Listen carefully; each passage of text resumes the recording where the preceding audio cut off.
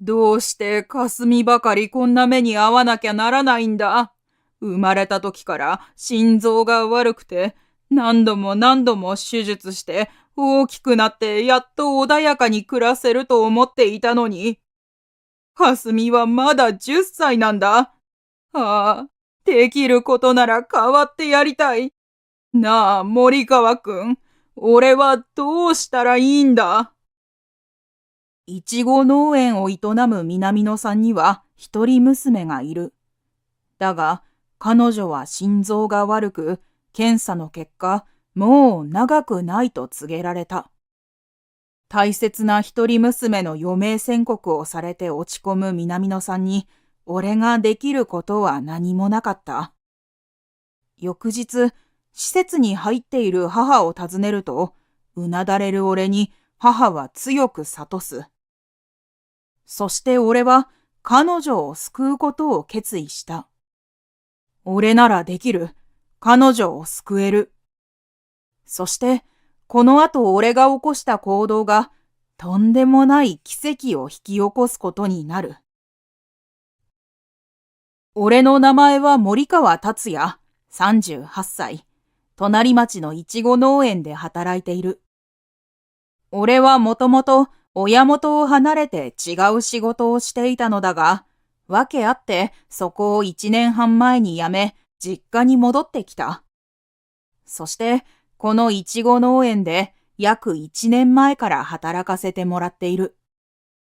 実は、俺の母親は認知症を患っていて、施設に入っているのだが、その施設は家族との時間を大切にすることに重点を置いていて、日常のケアでできることはしてもらうという方針だった。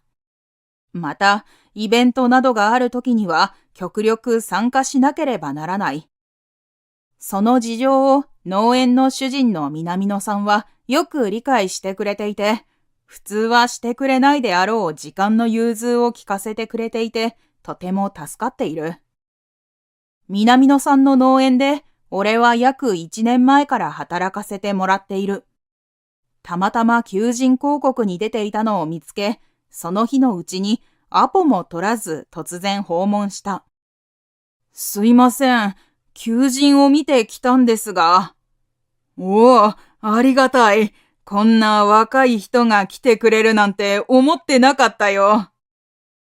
仕事中に突然訪問したにもかかわらず、南野さんは歓迎してくれた。当時、俺はいろいろあって精神的に参っていた時期だったので、今思えば髪も切らずボサボサで、なんというか全体的に覇気がない絶望を背負ったような暗いやつだった。いや正直森川くんが初めて来た時は、この人大丈夫かなって思ったよ。すごく暗い顔しててさ、何があったのかなって。と、今は南野さんも笑って話のネタにしてくれている。いや、俺もあの時の自分は相当やばかったなって思います。これに関しては、俺も苦笑するしかない。そんな俺を何の事情も聞かず、南野さんは快く受け入れてくれた。南野さん一家は、実家で一人住まいの俺に優しく接してくれる。森川くん、今日は夕飯食べていかないか？君が一緒だと、かすみも喜ぶんだ。と、週に何度かは一緒に夕飯まで誘ってくれる。こんな俺にこんな風に接してくれて、本当にありがたい限りだ。南野さんの家族は、主人の南野さん、奥さん、そして一人娘のかすみちゃんの3人だ。かすみちゃんは小学4年生で、とても人懐っこい性格。こんな俺を2人目のお父さんのように慕ってくれている。かすみちゃんは俺のことを達也くんと呼ぶ。森川さんはなんか違うし、森川おじさんだと老けてるでしょ？そうだ、達也くんって呼ぶことにするね。年齢的にはおじさんでいいんだけど、かすみちゃんが気を使ってくれた結果、小学4年生の女の子に達也くんと呼ばれるようになった。かすみちゃんは幼い頃から病弱らしく、俺が農園で働き出してからも複数回入退院を繰り返していた。学校にもほとんど行けないため、友達もあまりいないようだ。かわいそうだが、かすみちゃんは人と話したり遊んだりする機会がほとんどない。それもあって、農園に通う数少ない話ができる人間の俺によく懐いてくれていた。達也くん、また勉強教えて。かすみちゃんは学校に行けないため、家で勉強している。昼休みや仕事終わりには、よく勉強を教えてほしいとお願いしてきてくれた。もちろんいいよ。今日は算数？うん、割り算教えてほしい。いや森川くんほんと助かるよ。俺らじゃかすみに勉強を教えてやれないから、いい家庭教師が見つかってよかったよ。いえ、これくらいなら全然大丈夫ですよ。かすみちゃんも飲み込み早いし、教えがいがあります。達也くん、教え方が上手なの。すごくわかりやすいんだもん。俺も、かすみちゃんがこうやって慕ってきてくれるのがとても嬉しい。もう一つのやりがいができた感じだ。そして、俺が仕事をしに農園に来た時には、かすみちゃんと奥さんが一緒に農園の入り口で出迎えてくれるのが日課になっていた。毎朝、俺はそれを楽しみにしていた。12月のある日のこと。冬にしては暖かい朝だった。仕事に行くと、南野さんは出かける準備をしていた。森川くん、おはよう。おはようございます。あれ、お出かけですか？ごめん、言ってなかったよね。今日はかすみの検査結果を聞きに行く日だったんだ。申し訳ないんだけど、午前中仕事を一人でお願いできるかな？南野さんはそう言って、仕事を俺に託して午前9時頃に出かけて行った。いつもは奥さんがかすみちゃんを近くの病院に連れて行くのだが、今日は先日受けた検査の結果がわかるらしく、両親とも付き添っていくらしかった。少し前に南野さんが言っていた。かすみ、ここ最近体調の良くない日が続いているんだ。今度検査してもらうんだけど、生まれつき体の弱い子だから、大したことなければいいんだがな。そうですね。俺は留守番を快諾。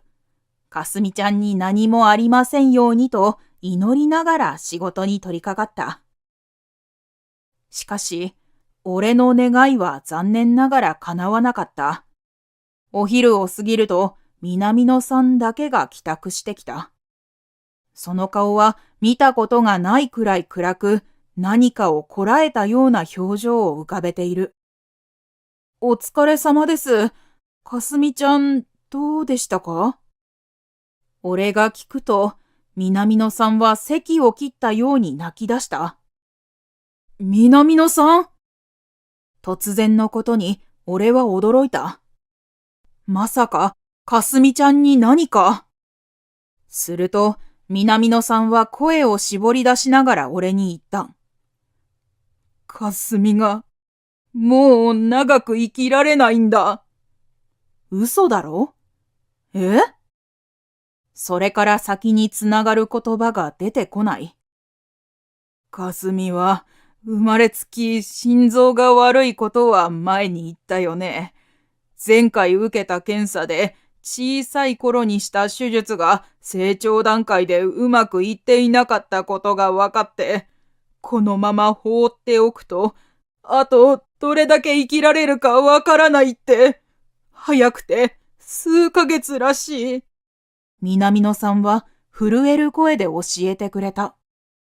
俺の前では元気そうな姿を見せていたかすみちゃんだが、ここ最近少し動くと発作が起きることが続いていたそうだ。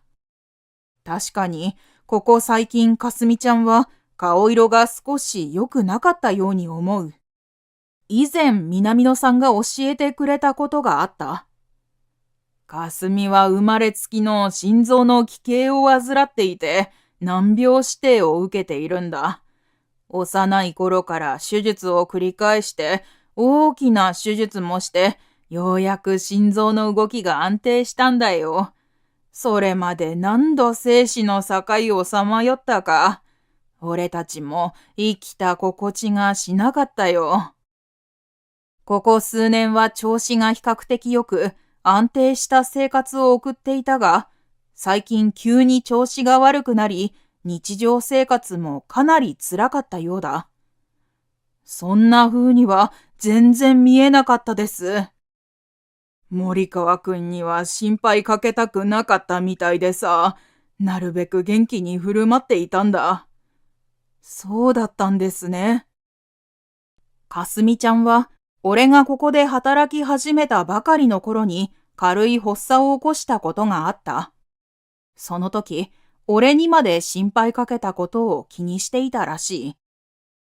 だから、多少辛くても気丈に振る舞っていたとのことだ。俺、かすみちゃんに無理させちゃってたんですね。いや、そんなことはないよ。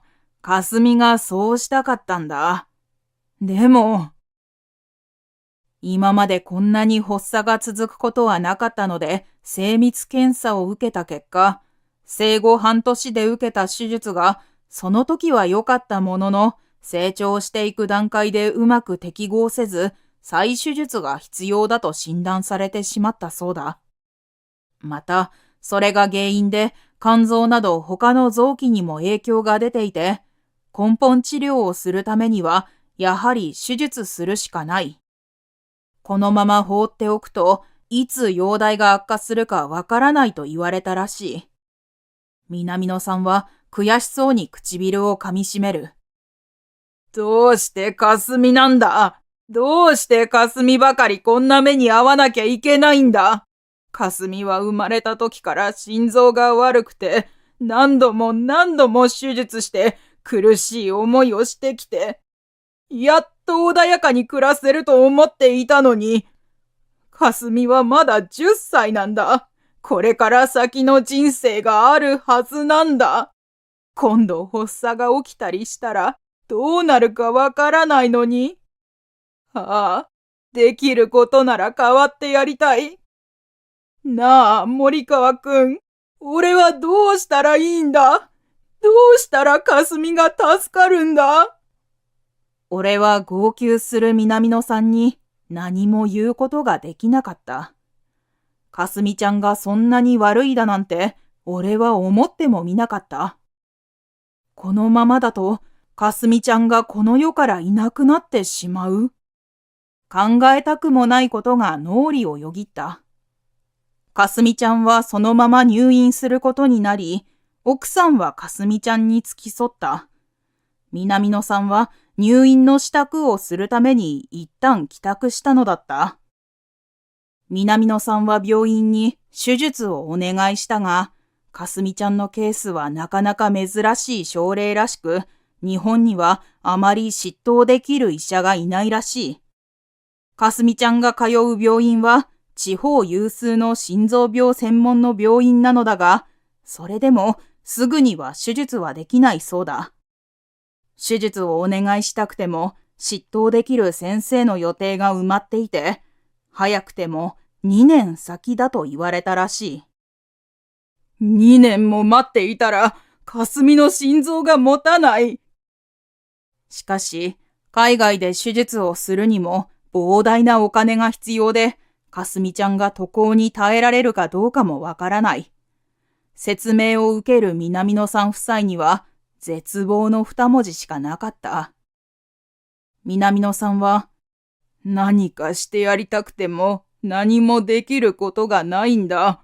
入院してこのまま様子を見るしかない。とうなだれている。すまないが、今日は農園を頼む。そう言うと、南野さんは家の中へと入っていった。肩を落とす南野さんに、俺にはかける言葉もできることも何もなく、ただ黙って話を聞くだけだった。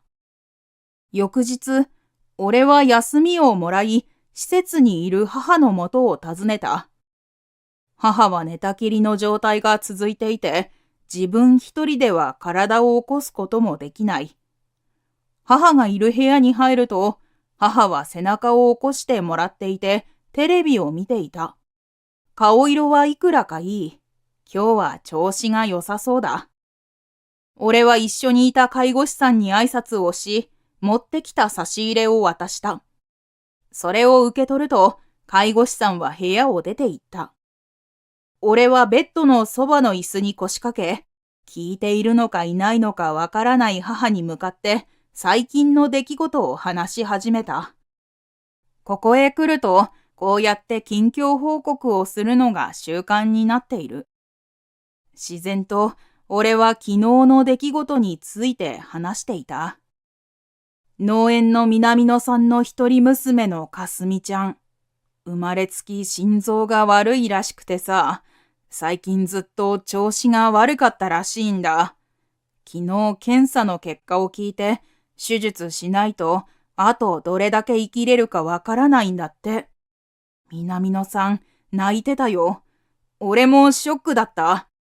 かすみちゃんはさ、仕事に行ったら挨拶しに出てきてくれるすごくいい子なんだよ。そんないい子がもう長く生きられないかもしれないって思ったら。でも、俺はもう何か手伝うことも励ます資格もない。俺は思ったことを延々と母に話していた。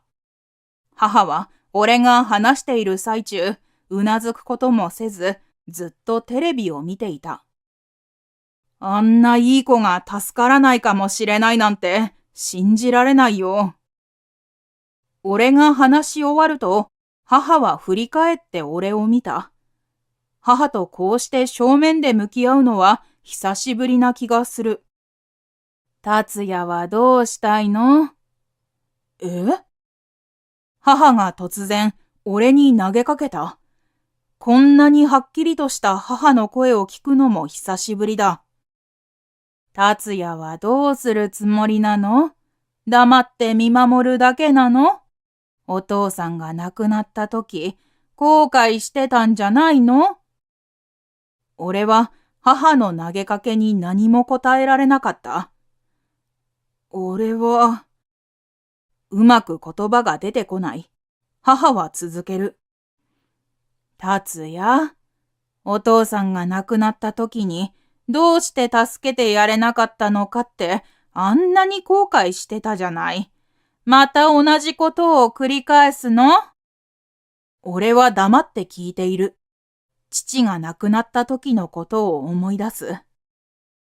あなたにはできることがあるんじゃないの？その言葉に俺はハッとした。そうだ、父が亡くなった時、俺はあれほど悲しくて悔しくて、もうあんな思いをしたくないと誓ったじゃないか。母に思い出させてもらえなければ、俺は同じことを繰り返すところだったのだ。母さん、思い出させてくれてありがとう。そうだな、俺にはできることがある。一度諦めた道だけど、もう一回やってみることにする。母は一度だけうなずいた。俺はかすみちゃんを救うことを決心した。俺は施設を後にすると、そのまま農園に向かった。行く前に南野さんにこれから行く旨を電話する。なぜ休みの日に？どうしてもお話ししたいことがあるんです。少しお話をさせていただけませんか？ああ、いいけど。俺はその返事を聞くや否や農園に直行した。玄関先で俺は南野さんに向かって深々と頭を下げた。南野さん、俺にかすみちゃんの手術をさせてください。南野さんはわけがわからないという顔をしている。当然の反応だろう。森川くん、ちょっと待って。全然状況が飲み込めないんだけど。ごめんなさい。急にこんなことを口走ってしまって。信じてもらえないかもしれませんが、俺、以前医者をやっていたんです。南野さんは今にもひっくり返りそうな様子ですっとんきょうな声を上げた。自分の農園に勤めている男が以前医者をやっていたと知って驚くなという方が無理がある。俺は続けた。詳しくは後で説明します。かすみちゃんの病気に効果がある手術を俺は以前やっていたんです。ですから、もし俺に可能性を託してくれるのなら、かすみちゃんの執刀を俺に任せてほしいんです。俺の訴えを聞いた南野さんは、事情をいろいろ聞きたそうにしていたが、大きく深呼吸をしていった。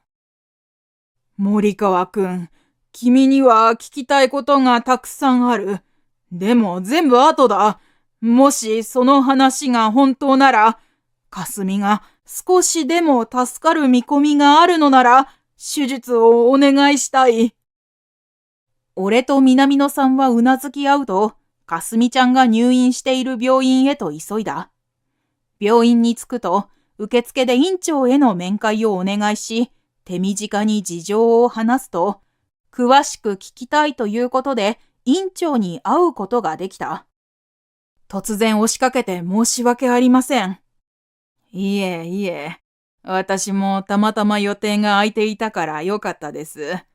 それで、先ほどの話は本当なんですか？はい。僕は1年前まで都内の大学病院で心臓血管外科専門の医者をしていました。海外での執刀経験もあります。入院している南野かすみちゃんの手術、俺ならできます。君、名前は何というのかな？森川達也です。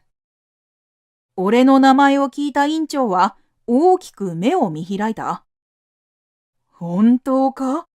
本当に君があの森川先生なのか？よかった。院長は医者としての俺の名前を知っていてくれたようだ。その後、話はスムーズに進み、ありがたいことに、かすみちゃんの手術を受け持たせてもらえることが決まった。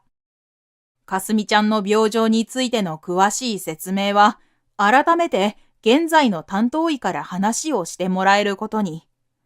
俺と南野さんは院長の許可が下りると、すぐにかすみちゃんがいる病室へ行き、かすみちゃんとかすみちゃんに付き添っていた奥さんに、俺が実は医者であること、そしてたった今決まった手術に関する内容を説明した。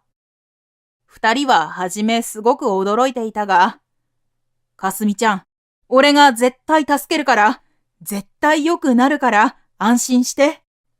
と言うと、かすみちゃんは満面の笑みを浮かべて喜び、奥さんは安堵と嬉しさで涙を流していた。そして、約2週間の準備期間を終え、手術当日。手術室に向かう前、かすみちゃんと再度約束をした。絶対成功するから安心して。ちょっとだけ眠っててね。目が覚めたら良くなってるよ。約束だ。約束。達也先生のこと信じてるよ。俺とかすみちゃんは笑顔で指切りをする。そしてお互いに手術へと臨んだ。手術は長時間に及んだが、無事に成功。俺は安堵し、手術室の外で待っていた南野さんたちに、手術が無事成功したことを話した。二人は立ち上がって、俺の手を取って声を出しながら泣いて喜んだ。後日、俺はかすみちゃんのお見舞いに病室を訪れた。病室には目を覚ましたかすみちゃんと南野さんがいる。達也先生、ありがとう。まだちょっと痛いけど、先生のおかげで私、長生きできそう。かすみちゃんが頑張ったから成功したんだよ。傷が塞がるまで痛いと思うけど、もうちょっと頑張ろうな。本当にありがとう。かすみちゃんは輝くような笑顔で俺にお礼を言ってくれた。南野さんはまた涙を流しながら、森川くん、改めて本当にありがとう。君が手術をしてくれると言ってくれなかったら、かすみはどうなっていたことか。と、俺の手を握りながら感謝してくれた。その後少し雑談し、かすみちゃんが眠ってしまうと、南野さんは俺に向き直って質問した。森川くん、聞きたいことがあるんだけど。はい、何でしょうか。君は一体何者なんだ。院長先生は君のことを知ってたみたいだけど、それに君ほどの腕を持つ医者がどうして医者を辞めてしまったんだ？それは、俺は南野さんに俺の今までの経緯を話すことにした。俺はかつてケンブリッジ大学医学部を卒業し、その後アメリカの病院に就職し、約10年間修行を積み、心臓血管外科を専門として数多くの手術を経験した。手術の成功率は同期の中では抜群に高く、また手術のスピード、正確さもずば抜けていたため、恥ずかしながら当時は天才外科医と呼ばれていた。アメリカで修行を積んだ後、やはり生まれ育った日本で日本の医療に貢献したいと思い帰国。都内の有名大学病院に勤めることに。そんな俺の実家は農業を営んでいて、高校時代、両親には家業を継ぐように言われていた。でも、俺が医者になりたいという夢を打ち明けると、反対はおろか大賛成で、両親は応援してくれ、できる限りの協力をしてくれた。医者になりたいと言っても、大学卒業までの費用は莫大なものだ。両親は農業だけでも大変なのに、別の仕事を掛け持ちしてくれて、俺は金銭的な問題を気にすることなく、勉強に専念することができた。両親には感謝してもしきれない。俺は猛勉強し、無事にケンブリッジ大学に入学。順当にエリート医師の道を歩んでいた。しかし、日本に戻ってきてしばらくして、母から一本の電話が。達也、お父さんの具合が悪いの。俺は母から父の体調がこの数ヶ月良くないということを聞いた。しかし、当時の俺は患者を何人も抱え、他の医師には代わってもらえないような難手術を毎日のようにこなしていた。また、勤めていた病院と実家は新幹線と電車を乗り継いで半日近くかかる距離だったこともあり、父のことは気がかりだったが、すぐに向かうことができなかった。母さんごめん、すぐには帰れそうにないんだ。とにかく早く病院に行って、しっかり検査してもらって。その後、父は夜中に倒れ、緊急搬送された。その時にはもう手遅れの状態で、知らせを聞いて駆けつけた俺が父に会えた時には、父の意識はなかった。数日後、父は静かに息を引き取った。母は気落ちしてどんどん具合が悪くなった。やがて認知症を発症し、一人では生活できなくなってしまった。体調不良は長引き、初めは何とか歩いていたものの、認知症が進むにつれて、ほぼ寝たきりの状態に。俺は一人ではどうしようもなく、母には施設に入ってもらうしかなかった。両親が営んでいた農園も廃業し、管理も難しかったため、農地だった土地は売却するより他なかった。俺が医者になれたのは両親のおかげなのに、恩をあだで返すようなことをしてしまい、罪の意識を拭うことができなくなった。もっと早く父の様子を見ていれば、母から電話をもらった時にすぐに駆けつけていれば、こんなことにはならなかったのでは。後悔の念から、俺は医者失格なんだと思うようになって、その意識は四六時中頭から離れなくなり、仕事に手がつかなくなってしまった。俺は医者を辞めた。せめて母とは頻繁に会いたいと思い、俺は実家に帰ることを決意した。そしてたまたま目にした隣町の南野さんが営むいちご農園の求人に応募し、現在に至る。隣町で働くことにしたのは、地元だと俺の素性が知られて、それで変な噂を立てられたくなかったし、そんなことで働きづらくなるのが嫌だったからだ。俺は仕事を優先するあまり、自分の父親を救えなかったんです。医者を辞めて今の仕事を選んだことに後悔はなかった。